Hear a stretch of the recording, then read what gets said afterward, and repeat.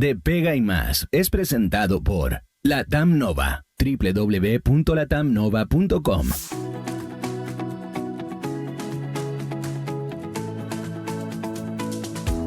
¿Cómo están, amigas y amigos de Pega y Más? Qué entretenido, una semana más junto a ustedes, pudiendo conversar de las cosas que nos importan, de la pega, bueno, y más, ¿no es cierto? Y otras cosas que también están relacionadas con el trabajo. ¿Cuál es el propósito? Ustedes ya lo saben. El propósito es unir a nuestro país. Porque la pega, no sé si están de acuerdo ustedes, pero nos une absolutamente a todo. Conecta a alguien que está, ¿no es cierto?, pensando en qué estudiar, alguien que está trabajando, alguien que está conduciendo por ahí, alguien que está creando un emprendimiento, alguien que está consolidado y que se dedica a mover, ¿no es cierto?, sus inversiones. Bueno, nos conecta absolutamente todo. Ese es el trabajo de Pega y Más. En una semana marcada por las luces y sombras, ¿no es cierto? Porque qué terrible el tema de estos errores en las tarifas eléctricas. Yo lo encuentro muy decepcionante. No sé qué opinan ustedes, pónganlo ahí en los comentarios. Porque uno entrega, ¿no es cierto?, su confianza, ¿no es cierto?, a un Estado para que realice una labor que en este caso tiene que ver con los servicios eléctricos, que son servicios que, si bien brindan empresas privadas, están muy regulados porque son, ¿no es cierto?, una suerte como de monopolio regulado por el Estado, que los tiene que organizar, que los tiene que supervigilar. Pero si esa supervigilancia no se da o no se da de manera adecuada, entonces perdemos todos los chilenos. Y parece que el error aquí es grandísimo, realmente grande, porque no solo afectó en términos de lo que tuviste que pagar tú y todos nosotros por nuestra boleta, ¿no es cierto?, a fin de mes en la tarifa eléctrica, sino que también afectó el IPC. Y al afectar el IPC, la UF afecta también el precio de todos los productos. La verdad que es una embarrada grandota. Y nos hace pensar, escucha, ¿quiénes son las personas que están habitando, comillas, ¿no es cierto?, un término que se está usando hace un tiempo, habitando los cargos públicos? ¿Están dirigiendo de manera dedicada o están pensando en otra cosa? ¿Qué está pasando con los trabajadores, con los empleados de carrera en el ámbito público? ¿Están siendo dejados de lado quizás por personas que, ¿no es cierto?, llegan con otros intereses? Bueno, opinemos de eso, comentemos de eso, porque ya nos damos cuenta que trabajar, que emprender, que estudiar, no solo está marcado por nuestras decisiones, sino que también está marcado por quienes dirigen nuestro país. Y eso conecta mucho con el capítulo de hoy. Fíjate que estaba revisando la prensa, qué sé yo, revisando las redes sociales, y en un estudio que hace trabajando.com revela, fíjate, que solo el 49% de los jóvenes cree que su casa de estudios le preparó de manera efectiva para el mercado laboral. Solo 49%, o sea, 50-50. La mitad siente que no ha sido adecuadamente preparado. Este es un estudio que se hizo a jóvenes entre 18 y 29 años.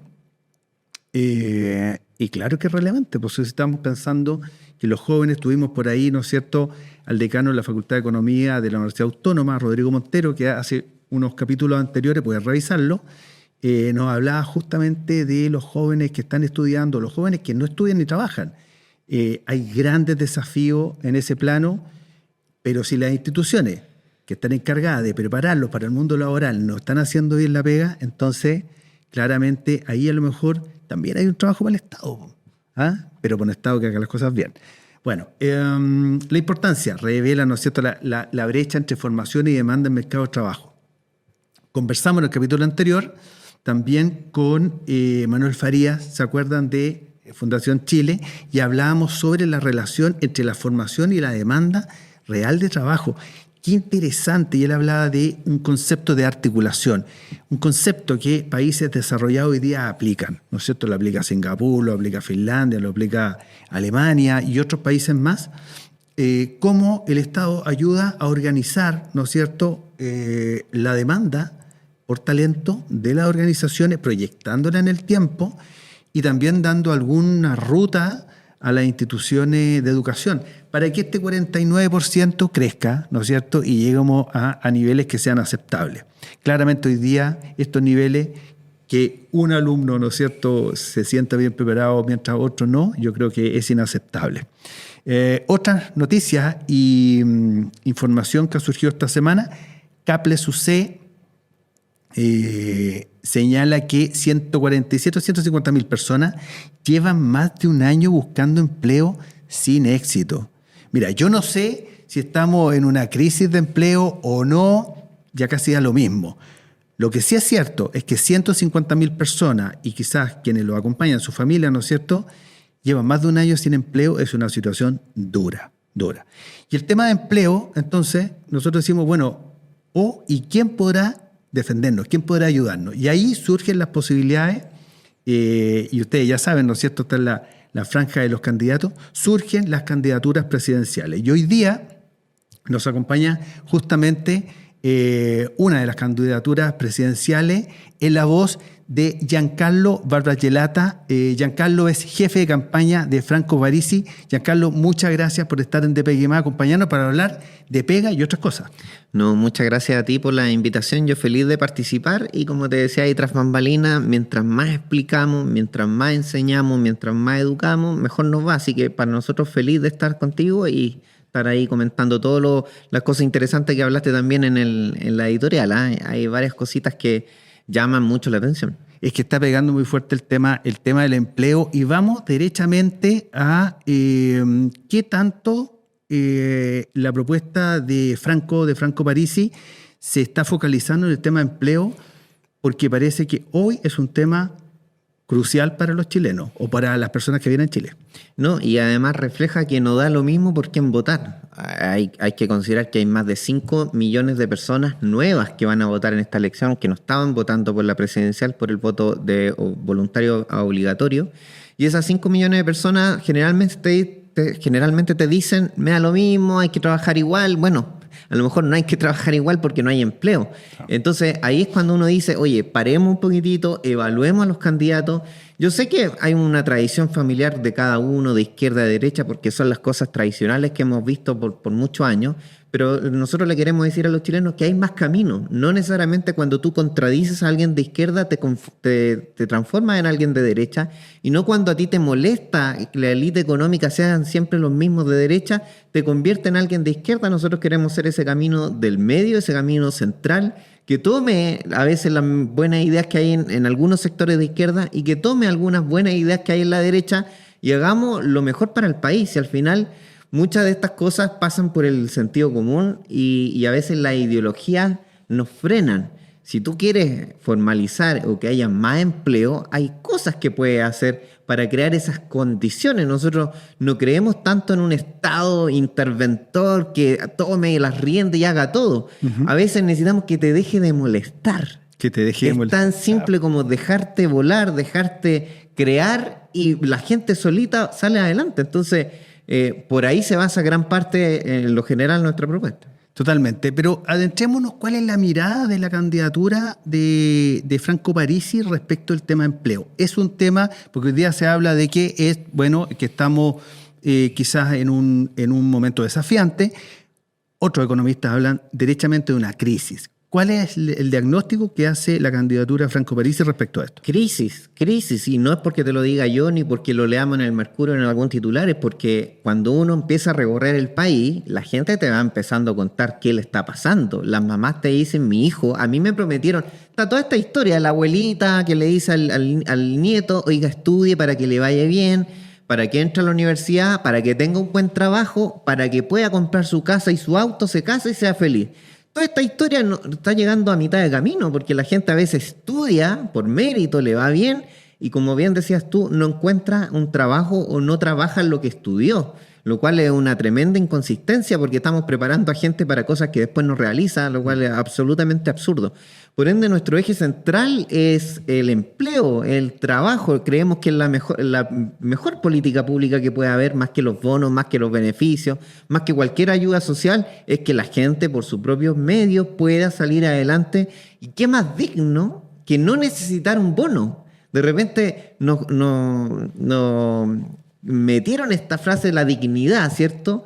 Pero la transformaban en que la dignidad es que me llegue algo a través de un beneficio. No. La dignidad es justamente lo contrario.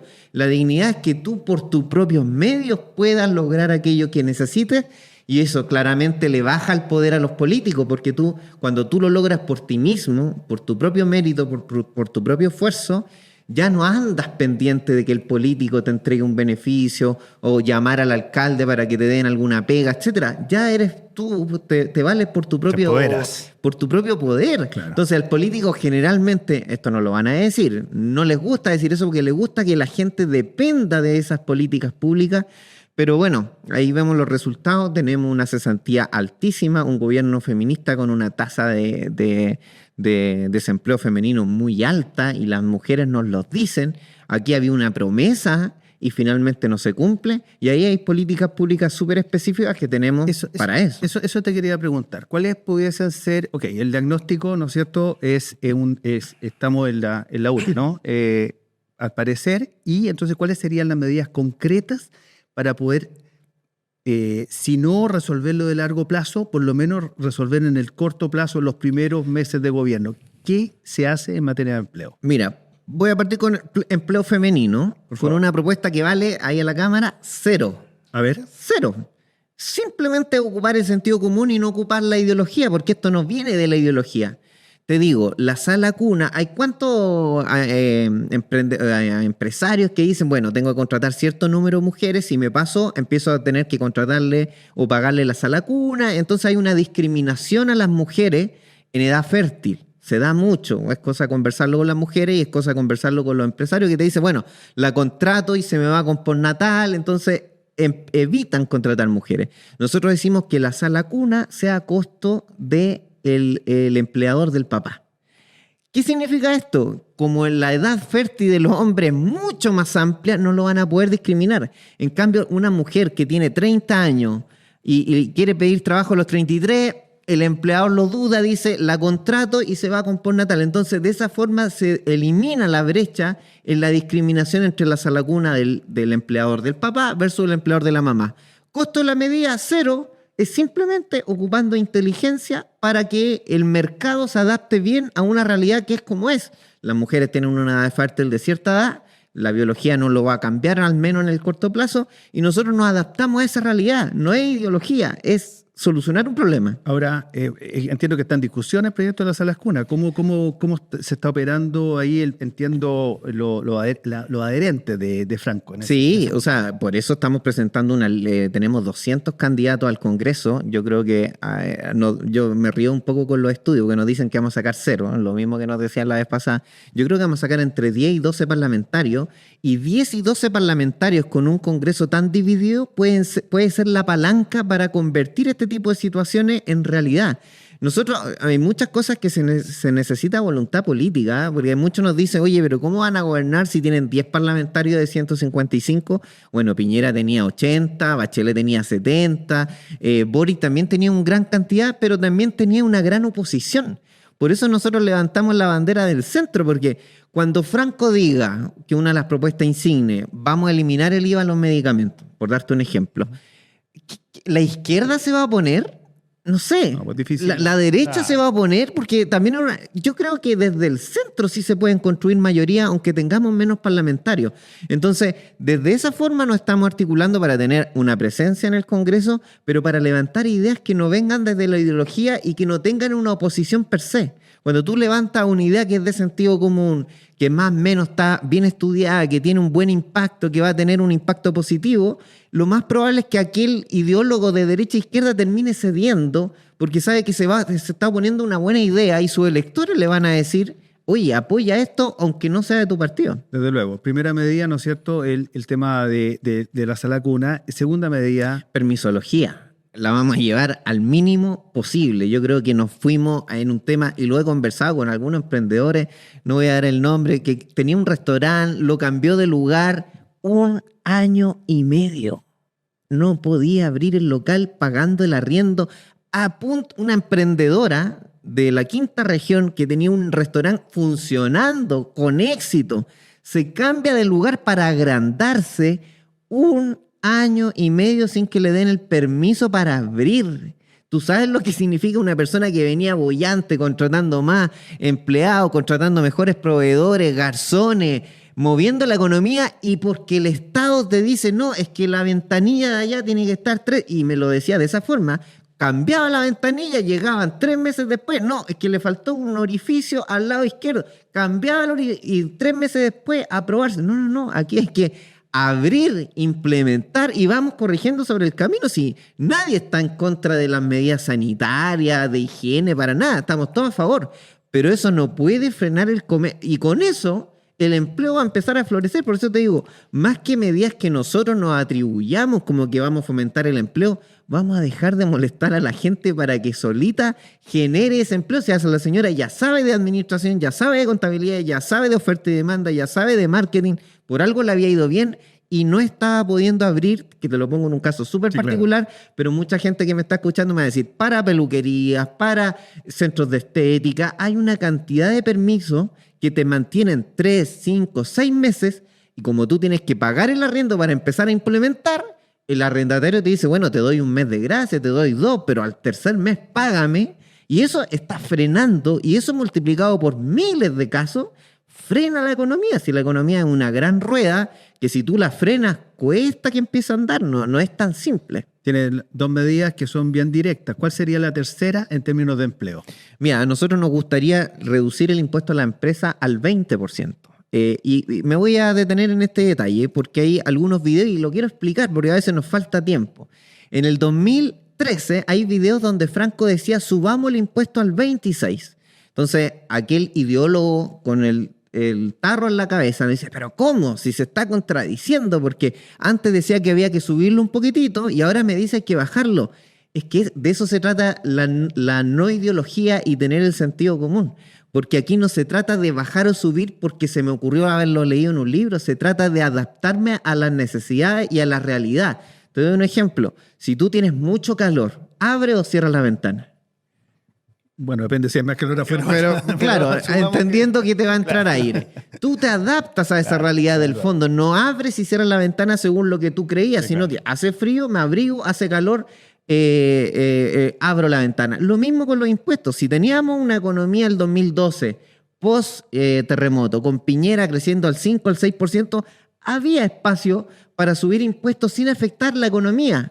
Pero hoy día, donde la economía está absolutamente detenida, tú no puedes mantener el nivel de impuestos que tenemos o aumentarlo como quieren algunos. Tenemos que reducirlo para incentivar a que todos aquellos que tengan un negocio abran ese segundo piso, abran esa sucursal, porque van a tener que pagar menos al Estado y eso les genera más retorno a su propio emprendimiento. Y ese tema del empleo es un tema bien confuso que mueve a muchos los mueve a error, porque el otro día conversaba con un amigo. Él es muy informado, la verdad, y entonces me decía, oye, porque compara la tasa de impuestos que pagan las empresas en Chile versus lo que pagan en Europa, o la carga tributaria o la en Chile, OCDE. O la OCDE, ¿no es cierto? Entonces me decía, acá es mucho más bajo, pero es que claro, decía, pero fíjate cuáles son los elementos que en Chile no se consideran impuestos y que sí, en Europa son parte de los impuestos. Entonces, cuando tú empiezas a considerar la salud y otros elementos que en Chile, ¿no es cierto?, lo paga el privado, en Europa lo paga el Estado, entonces ahí tú te empiezas a dar cuenta que la tasa impositiva, la carga de impuestos es muy alta en Chile. Y eso frena, evidentemente, el desarrollo de las empresas. Y tiene que ver con lo que entregas y pagas, porque yo no veo a nadie reclamando cuando va a un restaurante y le cobran un plato 30 lucas y el plato es bueno. Yo no veo gente reclamando. Pero tú vas a tener gente reclamando aunque te cobren 5 lucas, pero si el plato viene frío. Me da esa sensación que tú comparas niveles de pago, pero no estás comparando lo que recibes. Y hay un gran grupo de chilenos que nosotros sentimos representar, que es la clase media, que paga todos estos impuestos, pero después no usa el consultorio porque sabe que va a estar 3 días, que lo van a llamar en 3 meses y vuelve a pagar la salud. Que no usa el colegio público porque está en la clase media, no está en los segmentos más bajos, pero después vuelve a pagar el colegio privado. Entonces, pagó por acá, no recibió nada y tiene que volver a pagar, pero no tiene los ingresos altos para que eso sea sustentable. Y esa gente del medio, que para mi gusto el 60 al 70% de Chile, lo pasa pésimo en la parte económica. Y pasarlo pésimo en la parte económica es tener incertidumbre. Si a lo mejor llega a fin de mes, pero apretado, llega a fin de mes, pero no puede ir al estadio con tu hijo porque 3 entradas son mucho, no puede ir al concierto, entonces ahí uno se pregunta, ¿para qué trabaja? Si uno trabaja para vivir, para pasarlo bien, para disfrutar, para de repente cambiar el auto, para de repente viajar. De repente hubo una culpa en Chile de que no se puede viajar, no se puede mostrar el auto, no se puede exacerbar aquello, pero ¿para qué? ¿Dónde tangibilizas tu trabajo? Si no olvidamos de eso y por eso es que ahora tenemos un país sumido en la depresión, tenemos altas tasas de suicidio, la salud mental está en crisis y adelántate un poquito de un auto a un taxista y te sale con un palo a pegar. Entonces estamos en una sociedad que ya no sale después de la pega a tomarse algo con los amigos, porque está estresada, porque el negocio será temprano, porque hay inseguridad, y eso nos ha vuelto una sociedad muy triste y es parte de todo esto que estamos comentando. Sí, pues ya, es cierto lo que tú mencionas. Ahora uno dice, estamos en un periodo también de cambio. Hay cambios bien significativos y que trascienden quizás a los desafíos económicos. Por ejemplo, estamos en una sociedad que mucho más reacciona, mucho más rápido. Yo me acuerdo que cuando yo era chico se hablaba de que los argentinos reaccionaban de manera vehemente ante cualquier situación, y entonces uno decía, pucha, si los chilenos fuéramos con los argentinos, esta cosa no hubiera pasado. Pero hoy día nos damos cuenta que los chilenos somos muy reactivos, o sea, reaccionamos como sociedad. Y ahí quisiera ir a algo un poquito más que tú lo mencionas respecto a esta clase media. Porque uno ve que hay personas que se manifiestan de manera violenta, hay personas que, ¿no es cierto?, que dejaron una fecha marcada así como tatuada en la historia de Chile del 18 de octubre, de mucha violencia. Y por otro lado, hay otros sectores que no necesitan salir a la calle para manifestar sus puntos de interés porque tienen capacidad económica para hacer sentir su poder. Pero ¿qué hace la clase media? ¿Cómo se manifiesta la clase media? Conversábamos antes, ¿no es cierto?, en el café, ¿qué tiempo tiene una persona que trabaja de sol a sol, ¿no es cierto?, por sus sueños personales, por su familia, por lo que sea? ¿Cómo se manifiesta? ¿Cómo hace sentir su voz? Yo te quiero llevar a ese punto, Giancarlo, porque creo que hoy día hay cosas que la sociedad tiene que mejorar, pero no sé si están los canales para poder manifestarlo, y a veces el Parlamento tampoco es tan directo en transmitir estos dolores de las personas. Por supuesto, yo creo que ahí estáis tocando un tema de que es de largo plazo. Nosotros, si bien no está en nuestro top 5 de propuestas, pero en nuestro programa está la democracia directa y lo hemos estudiado en detalle, porque hay una caricatura muy grande de decir cómo participa la gente. Y nosotros nos estamos vinculando un poco con el modelo de suizo. Y automáticamente cuando nosotros decimos esto, es bueno, pero los suizos están mucho más avanzados. Cuando Suiza partió con este modelo, estaba mucho más atrasado de lo que estamos nosotros.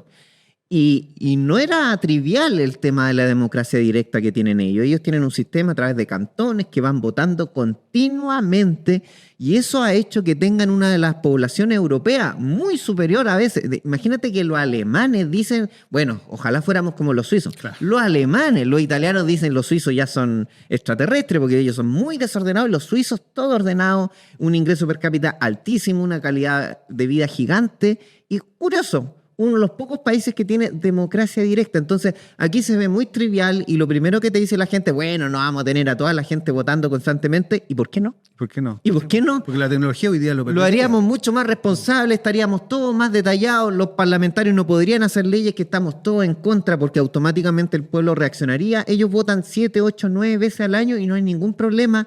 Y además, de manera sistemática, no lo hacen por una obligación, es voluntario, y aún así vota una gran cantidad de personas porque el pueblo cívicamente está absolutamente educado. Pero eso no partió de la noche a la mañana. Yo sé, si lo instauramos en Chile no vamos a hacer que eso ocurra en 2 o 3 años, pero plantemos la semilla ahora. Por eso nosotros proponemos democracia directa. El PDG tiene democracia digital. Para las grandes decisiones del partido, nosotros no llamamos a la cúpula, a Franco Parisi con 3 amigos más. Oye, ustedes decían, no, llamamos a los 40.000 militantes que tenemos a que voten. Y así han salido decisiones que a veces no estábamos 100% de acuerdo, pero se votó por Kast en la segunda vuelta por democracia digital. Se votó por el rechazo por democracia digital y los militantes del Partido de la Gente son los únicos que dicen, bueno, yo me inscribo en un partido y puedo votar estas grandes decisiones versus el resto de los partidos que llama a una cúpula de 30, 40 amigotes que son los mismos de siempre, por lo demás los mismos apellidos que se repiten, o ponen a sus familiares en esos cargos importantes y no hay democracia directa. Yo creo que si nosotros como país tomáramos democracia directa en el largo plazo, tendríamos resultados similares a los de Suiza, considerando que cuando ellos partieron había analfabetismo, un país muy rural, y hoy día se convirtió en lo que se convirtió porque la educación de su gente cambió. Bueno, hay un libro, ¿no es cierto?, que ha estado bien de moda y casi todas las personas lo citan, ¿por qué fracasan los países?, ¿no es cierto? Sí. Y ahí se habla sobre cómo el rol de las instituciones, por ejemplo, la forma de votación en una institución, ¿no es cierto?, puede ir modificando y entregando, distribuyendo el poder a las personas, y eso pareciera que da una base sólida para el crecimiento económico. Ahí tú lo relacionas, ¿no es cierto?, en el caso de Suiza. La educación. Primero, una mejor forma de ejercer el poder da un buen pie para el desarrollo económico de las Que se personas. legitima. Cuando tú le preguntas a la gente qué opina del Congreso y tienen niveles tan bajos, significa que tú no confías en ese grupo de personas. Si tuviéramos democracia directa, serías parte de las decisiones y no podrías estar en contra de tus propias decisiones. En cambio, es más, podrías sentirte culpable si no participaste, porque tú no estás siendo parte de la participación que te da. Pero mira, no tenemos educación física, me refiero constantemente, Claro. no tenemos nutrición, no tenemos educación financiera, no tenemos educación física. Y ahí yo creo que da en lo que hablabas tú. La gente después sale en las carreras y no se siente preparado para lo que viene porque gran parte de estas cosas que son básicas para un ser humano no las saben y no te la enseña ni la educación secundaria ni la universitaria. Totalmente, totalmente. Oye, y entonces tenemos un país más con esto de la democracia directa, que algo que ustedes proponen, digamos, ¿no es cierto? Y que ven que hay oportunidades, fundamentalmente por la tecnología, ¿no es cierto? Porque claro, somos un país larguirucho, aquí no es fácil llegar a las personas, pero la tecnología hoy día lo permite. Clave única, ahí tú puedes hacer ¿No es cierto? transferencias Claro. millonarias por internet, entonces no se justifica que hoy día, y se pueden poner los mismas gente experta para revisar de cada comando que digitalmente no se haga trampa. Yo creo que vamos a encontrar mil excusas para no hacerlo, pero vamos a terminar allá igual. Si el futuro ya viene digital, ya viene por internet, nos vamos a demorar 10 años, 15 o 30, pero vamos a terminar igual en lo digital. Entonces yo creo que es simplemente botar estos paradigmas y darle oportunidad a la tecnología. Sí, pues ¿cuál es el país europeo? Estonia, me parece, que tiene ya todo un gobierno, un estado digitalizado completamente. Las propuestas a veces se hacen por IA. Claro. Hoy día que es muy mal mirada la IA, es como que, oye, hiciste un trabajo con IA como si fuera un delito y en 5 años más los jóvenes se van a matar de la risa a aquel que diga ese comentario. Claro, exactamente. Bueno, tenemos un país, ¿no es cierto?, entonces con una democracia más directa. Estoy pensando como en el ideario, ¿no es cierto?, de lo que propone Franco Parisi para desarrollar una economía. Y esta economía, ¿cómo la ven ustedes? ¿La ven como una economía más dirigida? ¿La ves como una economía más bien libre completamente, sin ninguna atadura y donde el Estado se minimiza al máximo? ¿Cómo es esa economía en el ideario de la candidatura de Franco Parisi? Nosotros nos salimos un poco de ese debate de Estado pequeño, Estado grande. Yo creo que no lleva a nada. Insisto, es lo mismo que subir o bajar impuestos. Yo te subo los impuestos si puedo subir sin que afecte el crecimiento. Yo te bajo los impuestos en la medida que eso me dinamiza la economía. Mi respuesta va a ser según las circunstancias. El Estado pequeño, Estado grande, va a depender. Si yo quiero inyectar recursos a Dorothy Pérez para que la Contraloría funcione mejor, quiero Estado más grande. Si yo quiero cuidar la frontera porque se nos están pasando 1 millón de inmigrantes ilegales y no tengo cómo, quiero un Estado más grande. Pero yo no quiero un Estado más grande para apitutados, para ineficiencia, para gasto obsceno y para sueldo de los políticos, que somos la única candidatura que levanta esa bandera por lo demás. Entonces, mi respuesta es Estado eficiente.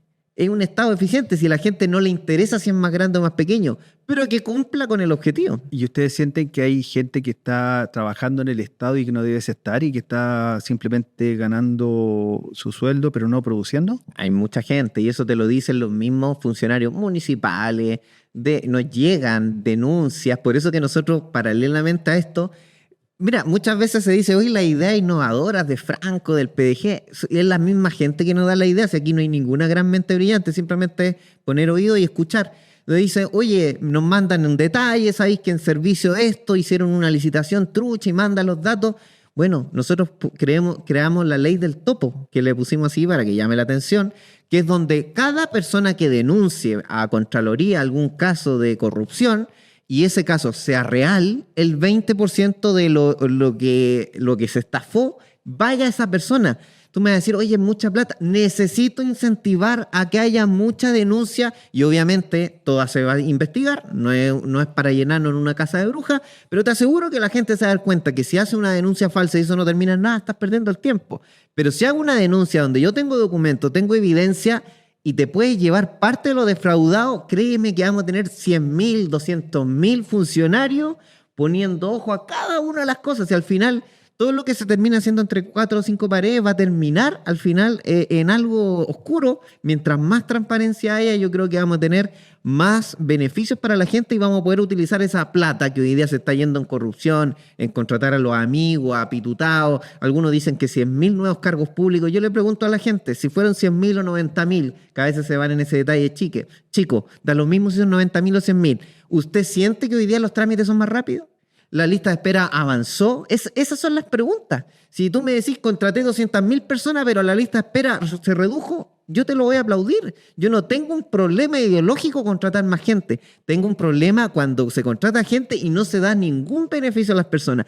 Y la gente lo sabe. Si vas al registro civil y te demoran lo mismo, pero metieron a 200 funcionarios nuevos, entonces esos 200 están de más. Y ahí es cuando uno le empieza a molestar esto y empieza a tomar estas banderas de lucha, es decir, ley del topo, bajemos los impuestos, porque son en el fondo las soluciones que está presentando todo este sistema que está entrando agua al bote, como se dice, por todos lados, y uno dice, por acá corregimos, pero no viene desde una ideología ni de derecha ni de izquierda, viene de ver el problema y buscar las soluciones. Porque se está gastando de más. Por supuesto. Pero después después de agradecer a nuestros auspiciadores, vamos a entrar en detalle porque hoy día es muy polémico saber cuánto efectivamente se está gastando de más y cuánto necesitamos poder reducir la carga del Estado. Así que vamos a agradecer a nuestros auspiciadores y volvemos con Giancarlo me cuesta pronunciar tu apellido, Barbara Gelata, sí, jefe de campaña de Franco Parisi, que gentilmente nos acompaña en De Pegue y Más. Vamos y volvemos.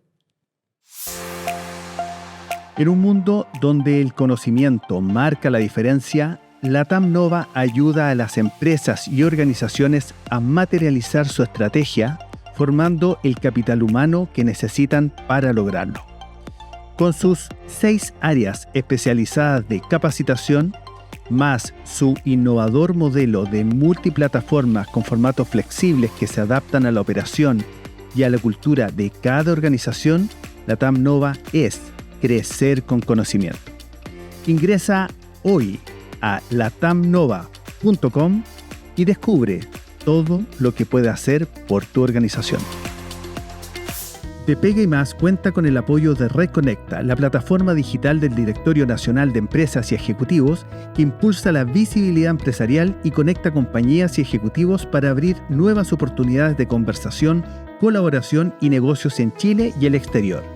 Ingresa ya a www.red-medioconecta.com. Y bueno, seguimos conversando con Giancarlo Barbara Gelata, jefe de campaña Franco Parisi, que nos prometió que nos iba a dar numeritos, porque en el fondo hoy día el país está súper endeudado. ¿Para qué estamos con cosas? Fíjate que escuchaba el otro día un economista que hablaba que año a año se está pagando casi 5.000 millones de dólares, puede ser o no, en intereses sobre esta deuda. Sí. Claro, o sea, es un enorme gasto que hace, qué sé yo, 15 años atrás no pagábamos. Éramos, ¿no es cierto? Nosotros teníamos ahorrado y nos pagaban a nosotros como país y hoy día estamos con ese dinero en contra. O sea, la situación económica, por lo menos del Estado en Chile, es preocupante. ¿Cuáles son las medidas que la candidatura de Franco Parisi y Giancarlo esboza como para poder reducir esa situación? Porque esto hoy día está en amarillo, pero puede volverse en rojo en un año más.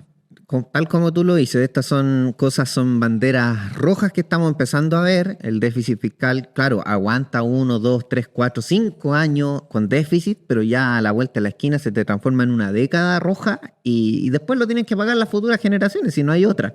Después viene la deuda externa, después renegociar la deuda y claramente llevamos 10, 15 años Como nuestros vecinos. ya en esta etapa ¿Cierto? de gastar más. Claro. Básicamente, para que la gente entienda, el déficit fiscal tiene que ver cuando tú haces el presupuesto y dices voy a recibir 100 y voy a gastar 100, significa que neteaste el presupuesto fiscal.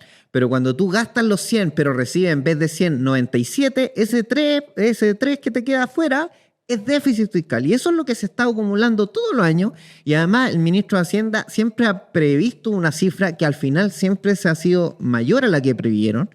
Le pasó a Marcel, le pasó a los últimos ministros de Hacienda. Ahora, dicho eso, tuvieron estallido social, tuvieron pandemia. Ahora no se justifica que tengamos esos tremendos errores de cálculo en el déficit fiscal. Pero sí hay que ser serio. ¿Por qué? Porque el primer año tú tienes que ejecutar el presupuesto del presidente que te lo acaba de dejar, que ahora en este mismo momento el Congreso está discutiéndose ese presupuesto. Por ende, seriamente es re difícil hacer un ahorro fiscal el primer año, porque va a ocupar el presupuesto que te asignaron en el gobierno anterior. Entonces, nosotros, como somos, entre comillas, un poquitito más serios, siento que el resto de las candidaturas, cuando se van a bajar 6.000, 8.000, lo vemos difícil el primer año. Bueno, Kast está hablando de 6.000. Lo veo difícil el primer año, porque ya tiene el presupuesto asignado. Dicho eso, lo que sí podemos hacer nosotros es bajar el sueldo que nosotros encontramos obsceno. Ahora, si usted cree que ganar 7, 10, 15, 20 millones en el Estado está bien, no vote por nosotros, porque nosotros no queremos eso. Nosotros queremos 5 millones hacia abajo. Creemos que es algo digno. Yo creo que tú puedes ser ministro y decir, oye, yo gano mucho más en la parte privada, pero por el honor de ser ministro, ganar 5 millones por 4 años y hacer un buen trabajo, eso te va a servir para el currículum de tu vida. Nosotros así lo vemos. Si alguien cree que el Estado es para hacerse millonario, ganando 8, 10, 15, 20 millones mensuales, creemos que no van a estar en nuestro equipo. Nosotros creemos que 5 millones hacia abajo. ¿Qué nos dicen? Populista, porque ¿qué va a recibir la gente por bajarle un poquitito el sueldo? No, si hay mucha gente que gana más de 5 millones mensuales y como es mucha plata, hay embajadores que ganan 18, 20, hay gente del Congreso que gana 20 millones mensuales, salió hace poquitito. Si nosotros reducimos todos esos sueldos de alta gama a 5 millones, lo que reduce al Estado son 2.300 millones de dólares al año. Una reforma tributaria, ni poco más ni poco menos que una reforma. O sea, podríamos ahorrarnos una reforma tributaria que le quita la plata a los empresarios, a los emprendedores, que son los que hacen mover la economía, para dársela al Estado. Mira, qué cosa más ineficiente.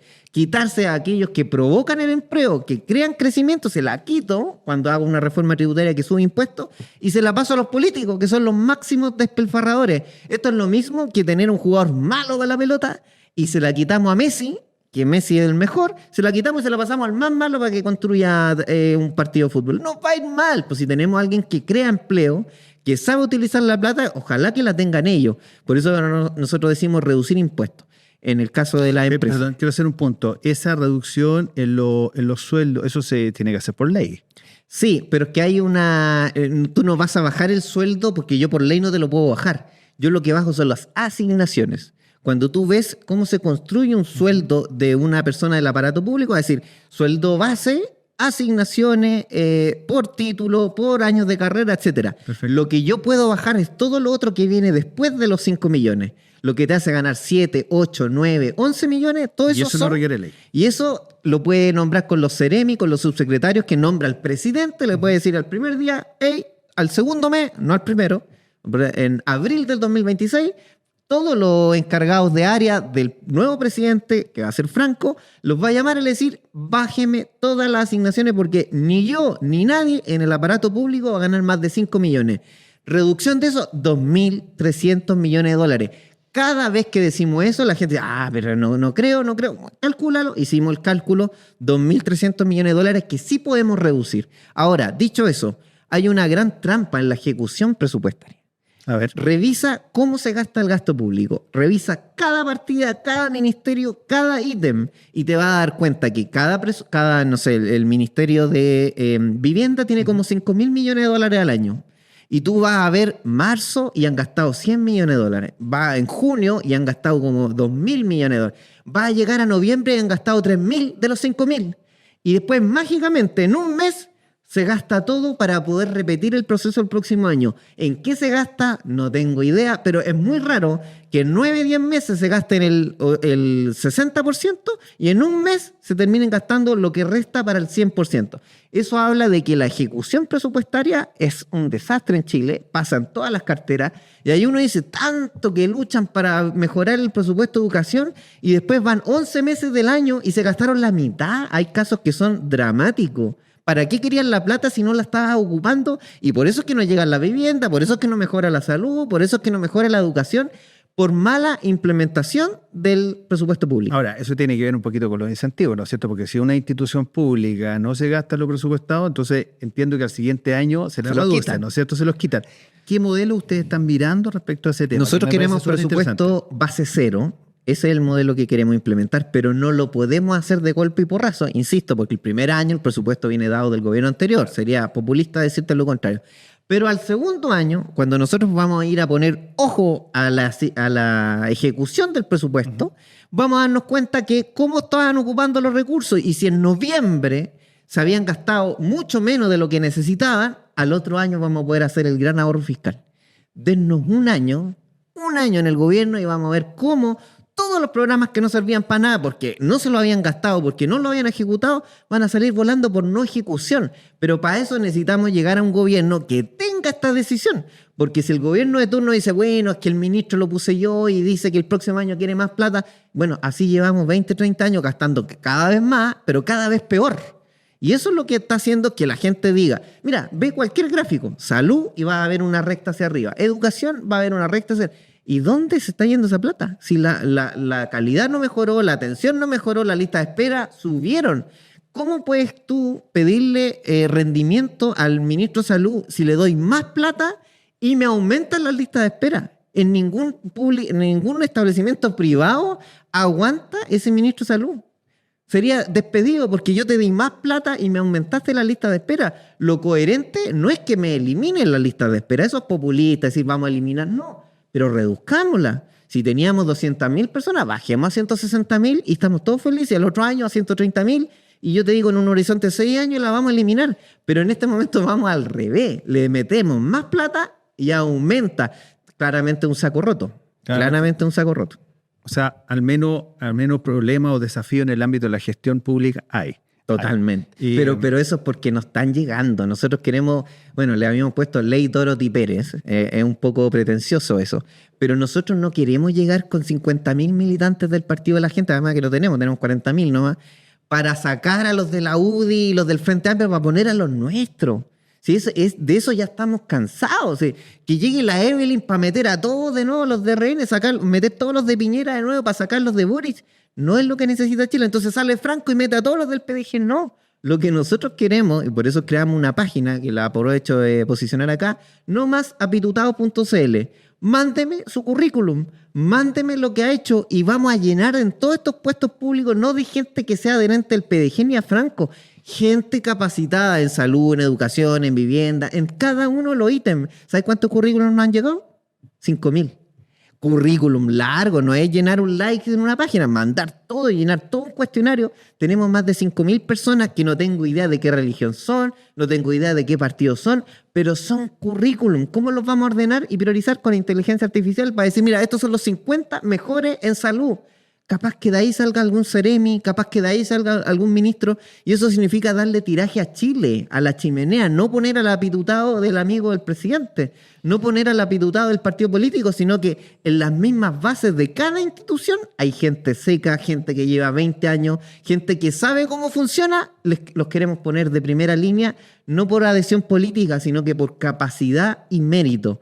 Yo creo que eso sería revolucionario en Chile porque no, si gana Matei, si gana Kast, yo sé que van a llenar de republicanos y de RN. Y en ellos no está la verdad. En los mejores de Chile está la verdad.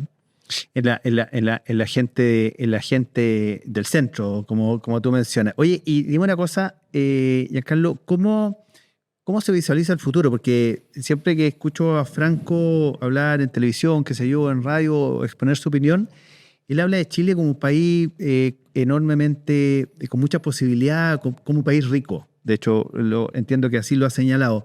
¿Somos realmente un país rico?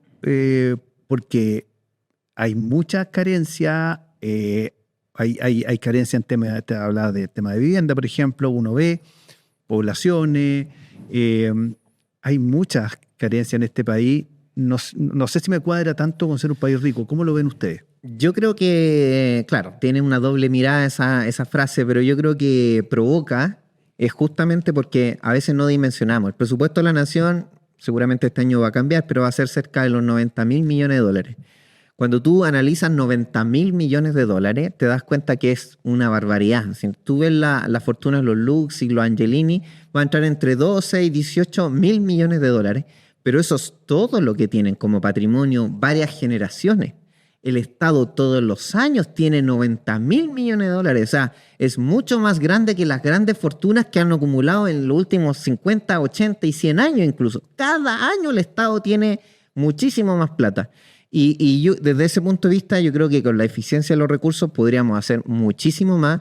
Yo no sé si nos va a dar para ser un nivel europeo, pero claramente podríamos estar a puertas de ser un país desarrollado, el primer desarrollado de América Latina. Nosotros hemos puesto en algunas gráficas, queremos ser ese jaguar que estaba despertando en los 90, porque el crecimiento económico al 5, al 6% en una década te cambia totalmente la realidad. Es cosa de hablar con los abuelitos y te cuentan cómo eran de pobres y que festejaban cuando tenían zapatos. Y en un par de generaciones creciendo al 5%, como lo que queremos crecer nosotros, te va a cambiar la realidad del país y ahí tú vas a decir, sí, teníamos la plata para hacer esto, pero hoy día eso está taponeado. O sea, estamos 10 años, 12 años creciendo cero, porque con el aumento de la población y lo mínimo que estamos creciendo se netea, se divide entre las mismas per cápita de las personas, además sigue ingresando más gente, que además siguen hacinados. No es que aquí los extranjeros vengan y vivan genial, no tienen colegio, no tienen educación, no tienen vivienda, los chilenos que están tienen peores acceso aún, o sea, pierden ellos, perdemos nosotros. Es un mal elemento el que estamos recibiendo, además con delincuencia, nos estamos filtrando. Entonces, esa década perdida que lleva Chile hace que quizás esa frase suene dura, pero créeme que si hubiésemos tenido una década creciendo al 5%, tendríamos los niveles de crecimiento como Portugal, tendríamos un nivel de la segunda división europea y sería absolutamente otra cosa. Ahora, crecer al 5%, yo lo conversaba la otra vez con un economista, me decía, claro, crecer al 5%, 6, incluso 7%, como se creció algunos años, en los años 90, era fácil, porque la base de comparación era mucho más baja, era un país bastante más precario en muchos aspectos, y también las inversiones que se hacían eran inversiones que realmente cambiaban las posibilidades, por ejemplo, la carretera, la autopista, ¿no es cierto? O sea, cuando tienes esas posibilidades de proyecto, realmente te cambian la realidad. ¿Qué tipos de proyectos hoy día pueden cambiar la realidad de nuestro país? Pareciera que son mucho más acotados. ¿O cuáles ustedes visualizan en esta mirada de futuro? Es que fíjate lo que pasa, y qué bueno que tocaste el tema de las carreteras, porque esto hay que madurarlo un poquitito. Cuando el agua empezó a concesionar las carreteras de lugares donde no habían buenas carreteras a tener una carretera, pasaron 30 años. 95, 98, 99, 2001, muchas carreteras se concesionaron y todo Chile escuchó que eran a 30 años. Estamos en el 2025. Muchas de esas carreteras ya cumplieron esos 30 años. Entonces, tenéis dos alternativas. O me duplican la carretera o me baja el peaje, porque ya no justifico tener que pagarte el mismo peaje si la carretera se construyó. ¿Cuál es el problema? Y ahí es donde entra el Estado, este Estado que no ha hecho bien la pega, y por eso es que no se ve ese crecimiento. Porque hacen renovaciones de concesiones a 10 años, pero agrégale 1 kilómetro o agrégale temas de seguridad, pero el peaje la gente sigue pagando lo mismo y no se justifica. Y ahí uno empieza a sospechar estos contratos. ¿Quién se vio beneficiado con este pasar de 30 a 40? Y eso es lo que nosotros queremos revisar. Si la carretera venció su concesión de 30 años, que además con un parque automotriz mucho más bajo, hoy día el parque automotriz es mucho más alto, por ende los cálculos tienen que ser distintos. Si yo quiero volver a concesionar esa carretera por 30 años o me baja el piso a cero de costo o el mínimo de mantención, o me construyen los que tienen 2 pistas, 4 pistas, los que tienen 3 vías, 6 vías, etc.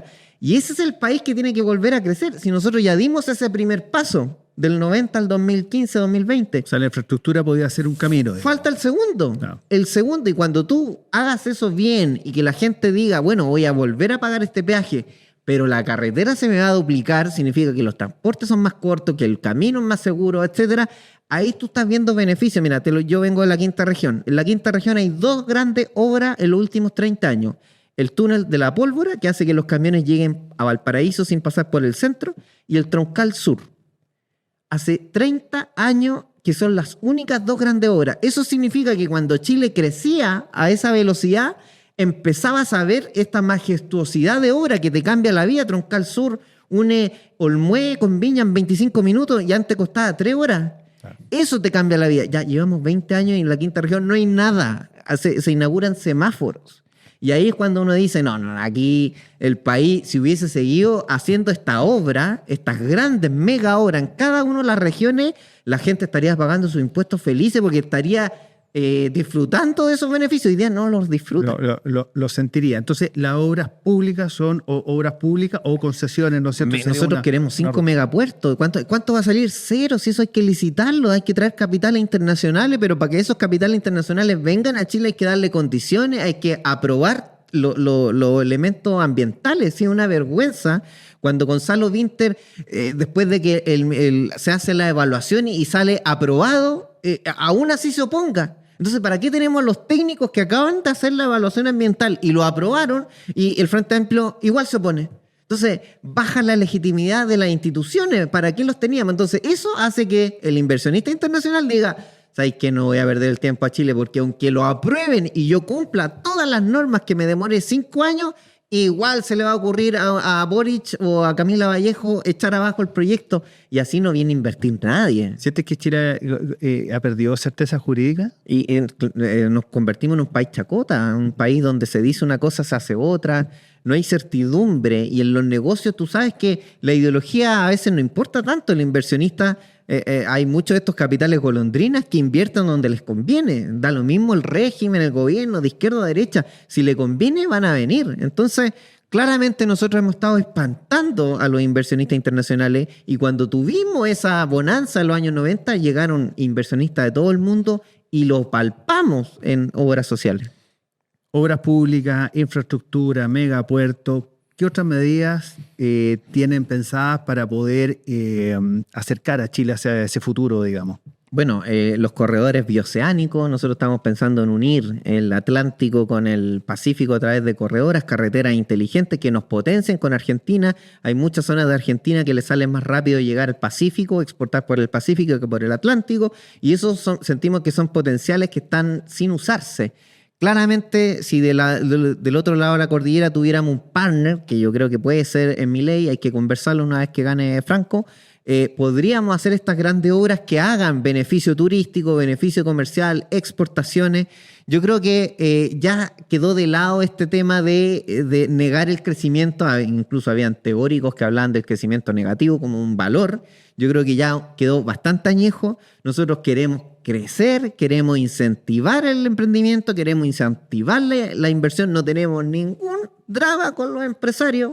Felices que les vaya bien mientras lo hagan como corresponde, mientras no hagan colusiones, mientras no haya megas concentraciones económicas. Felices que les vaya bien porque si les va bien a ellos, contratan más gente, el empleo sube, hay más dinámica de contratación laboral, hay más capacitación porque cuando tú sientes que sube tu ingreso y te dicen, bueno, si usted supiera inglés, ganaría esto más, la gente sola toma esa decisión, pero tienen que estar esa escala de incentivos y nosotros queremos iniciar ese camino, no tenemos ningún complejo en eso. Y yo creo que al ser de centro y al ser un partido nuevo, sin una carga ideológica grande, no tenemos esos complejos. Lo mismo que, pasando a otro tema, sacar los militares a la calle si es que están agrediendo, no tenemos ningún problema con eso, porque no tenemos herencia de la dictadura. Estuve en Roma hace 2 años, los militares nadie reclamó y no había ningún problema porque eran disuasivos. Entonces, en muchos lugares del mundo las soluciones ya están. Es decir, hay que simplemente tomarlas y ejecutarlas. Lo mismo con los sistemas de pensiones. Tenemos tremendas propuestas para renovarlos, pero parece que no se escucha y se sigue con esta cantinela de izquierda y derecha que se oponen uno a lo otro, pero no hay soluciones. Cuando Cuando pensamos en el Chile del futuro, pensamos, por ejemplo, en nuevas industrias, en nuevos desarrollos. Vuelvo a conectar con un invitado, ¿no es cierto?, que en este caso de Fundación Chile, con Manuel Faría, que está súper interesante ese capítulo. Y él nos hablaba cómo la Fundación Chile, en alianza, ¿no es cierto?, en un trabajo mancomunado con el Estado, desarrollan la industria del salmón en Chile. Y hoy día Chile es el segundo productor a nivel mundial de salmón, y con una demanda por trabajo muy fuerte. Sabemos lo que es el salmón en el sur de Chile, con sus desafíos, ¿no es cierto?, también, pero es una industria que exporta muchísimo y que es muy relevante a nivel nacional y que pone nuestro nombre en el mundo entero. Con un Estado que simplemente no, como tú mencionabas, corrígeme si me equivoco, con un Estado que no quiere molestar, digamos, ¿no es cierto? No. Y para que deja a los privados que funcionen libremente, ¿se puede desarrollar esta industria estratégica? Te lo pregunto porque en el fondo, en esta dualidad, ¿no es cierto?, entre más Estado, menos Estado, más libertad económica, menos libertad económica, pareciera que la solución y los desarrollos de las nuevas industrias nacen solas a través de la competencia de las empresas. Pero pareciera que la experiencia nos dice lo contrario. O sea, el salmón nace de una alianza público-privada. Internet en Estados Unidos nace, ¿no es cierto?, del compromiso del Estado con la industria estratégica de defensa. ¿Cuál es la mirada de ustedes y de Franco respecto a este tema? ¿Habrán algunas industrias que se quieran potenciar estratégicamente o no? No, por supuesto que sí. De hecho, nosotros somos amigos de esa mirada público-privada. Nosotros, de hecho, eso quizás es lo que más nos hace de centro. Nosotros creemos que nunca, y llévalo a cualquier ámbito de la vida, en la casa, ejemplo cotidiano, casi siempre la respuesta está en tomar lo mejor de allá y lo mejor de acá. Pero para eso están instancias como Corfo, donde se pueden dirigir o incentivar ciertas industrias, por supuesto. Ahora, que todo eso sea una planificación centralizada, yo creo que sería un error. Que todo quede al libre albedrío del mercado, yo también creo que es un error. Claramente hay que dar una buena flexibilidad al mercado que funcione y después el Estado empieza a corregir ciertos elementos que hayan en el mundo que nosotros digamos, mira, aquí tenemos que potenciar porque estratégicamente es más inteligente hacerlo. Nosotros yo creo que tenemos una tremenda ventaja en el mundo de los servicios. Nosotros proponemos una zona franca bancaria. Eso te iba a preguntar, ¿cuáles son las industrias donde ustedes ven oportunidades, donde hay factores diferenciadores de Chile y donde se puede potenciar fuertemente el desarrollo económico? Yo creo que tenemos startups a nivel internacional súper relevante, tenemos potencial informático en la industria de los servicios, creación de empresas logísticas que están en toda Latinoamérica. Yo lo he entrevistado, tengo un programa que se llama Cowork Digital y he llevado a 300, 400 y ya les pregunto, ¿cuánta gente tienes contratado? 200, 300 personas, estamos en Perú, Colombia.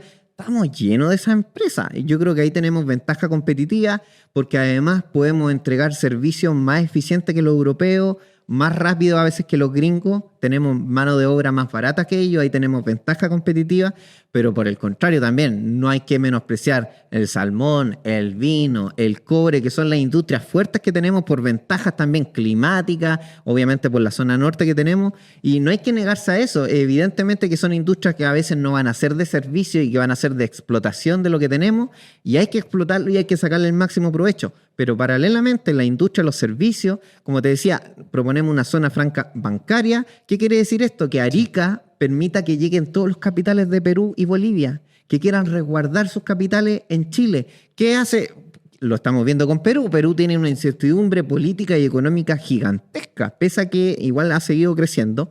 Y los capitales perfectamente podrían estar en los bancos ariqueños. ¿Qué significaría eso? Que llegan más dólares a Chile, baja el dólar, baja la tasa de interés, hay más inversión local. Lo mismo en Punta Arenas con Argentina, que también es inestable económicamente. Los argentinos dirían, voy a poner mi plata en Chile, como lo hacen hoy con Uruguay. Uruguay, muchos dicen, ¿por qué la estabilidad económica de Uruguay? Porque se convirtió en el banco de los argentinos. El banco a veces de Brasil que tenía inestabilidades. Y eso hace medidas inteligentes. ¿Cuál es el costo de una zona franca bancaria? Es tendiente a cero. Y ahí hay que evaluar. Mira, otra propuesta que nos preguntan, ¿pero cómo lo van a financiar? Cuando yo te digo que voy a reducir el IVA a la canasta básica, que es una cuestión transversal, los huevos, la leche, las cosas más, el pan, lo que compra todos los días, y esa persona va a tener mayor ingreso disponible porque el IVA no lo va a pagar del pan. Por ende, el pan bajaría un 20%. Si usted lo entiende, lo que paga 2 lucas de pan, pagaría 1.800, 1.700 de pan por el mismo pan. Y tú me dices, ¿ese 20% el Estado lo va a dejar de recaudar? No. ¿Qué va a hacer esa señora que ahora tiene mayor ingreso disponible? Va a comprar queso, va a comprar jamón, va a comprar otra cosa y va a llegar igual el IVA al Estado. No se va a llevar la plata a Luxemburgo esa señora, por favor. Entonces entendamos que de repente estamos frenándonos por creencias nuestras. Si tú le reduces el IVA a la canasta básica, que es uno de los impuestos más regresivos, porque no porque tengas mucha plata vas a comprar 7 mantequillas, tú terminas comprando lo que necesitas igual, aunque sea del barrio alto al barrio bajo, cambia un poco la calidad del producto, pero terminas comprando más o menos las mismas magnitudes, y eso hace que le simplifique la vida a las personas, y ese ingreso disponible extra entra al mercado, porque no lo voy a pagar en IVA, pero entra para de nuevo apoyar a la misma panadería, al mismo emprendedor, y así empezamos a dinamizar la economía. Mira, se ve difícil, pero cuando tú empiezas a no es tan complicado. No es tan complicado. Falta mucha voluntad. Falta voluntad a juicio de ustedes y claro, porque el IVA recauda una cantidad enorme. Casi el 50%. Casi el 50%, ¿cierto? Sí. Franco Parisi estuvo en ENADE y habló sobre la inteligencia artificial. Sí.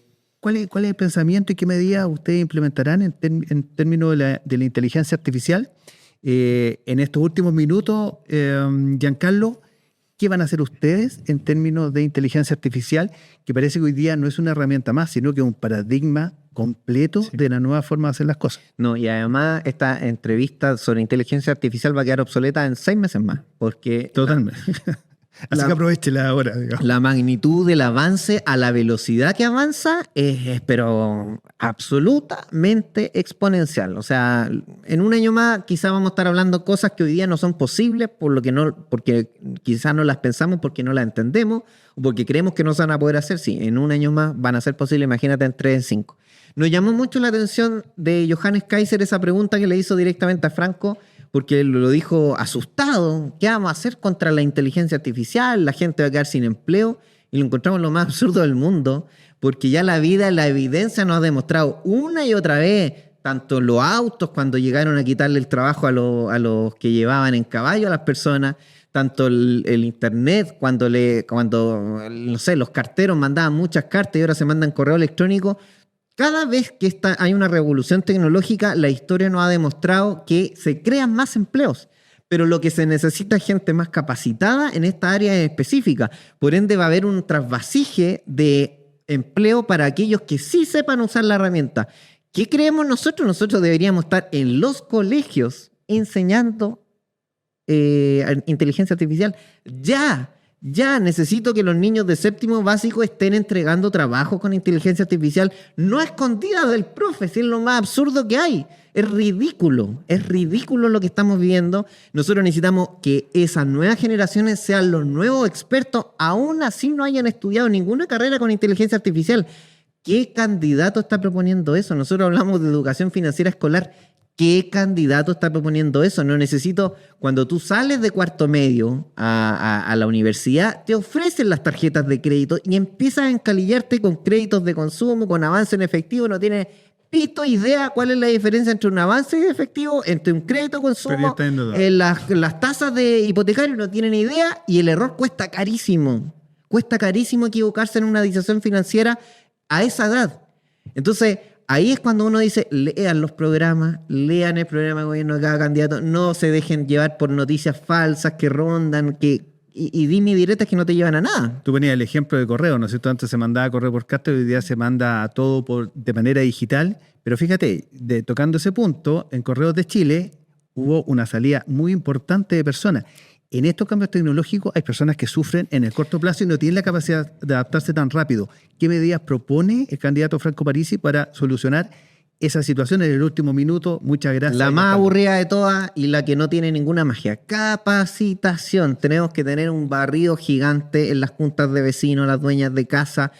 Hoy día mucho tiene que ver con el teletrabajo, los trabajos digitales, informáticos, de inteligencia artificial, de robótica, de domótica, y todas estas herramientas que están creciendo son fuertemente digitales. Y hay personas que son cuidadoras, que son dueñas de casa, que tienen hijos chicos, y perfectamente teniendo una capacitación que el Estado debería, pero implacable, todas las juntas de vecinos capacitarse, todos los fondos destinarse también para que las mujeres aprendan inteligencia artificial y usen esta herramienta. Si al final el dueño de una empresa no le interesa que tú estés titulado, le interesa que tú sepas resolver un problema. No es lo mismo para los médicos, los abogados, que tiene que tener cierto nivel de certificación tu título. Pero para el emprendimiento, un mini market, yo necesito que alguien sepa solucionar. Si la contabilidad me la va a solucionar con un clic, alguien que sabe inteligencia artificial, créeme que va a ser muy valorado en el mercado laboral.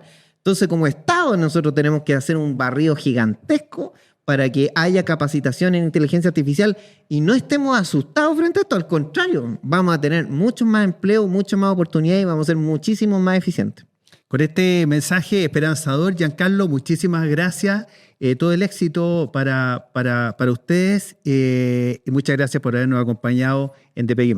No, feliz de la invitación, muy agradecido, y ojalá que vengan todos los jefes de campaña o jefes económicos de cada candidato, porque eso es lo que necesitamos, votar no solamente por un flyer, por un jingle, por un eslogan, por propuestas de fondo. Eso es lo que hemos tratado de contribuir, acercar las distintas propuestas de los candidatos, y ya hemos tenido algunos, ¿no es cierto?, para que ustedes conozcan de manera más profunda cómo puede impactar el empleo y las decisiones que estamos tomando en el día de hoy. Muchas gracias a todos y nos vemos la próxima semana.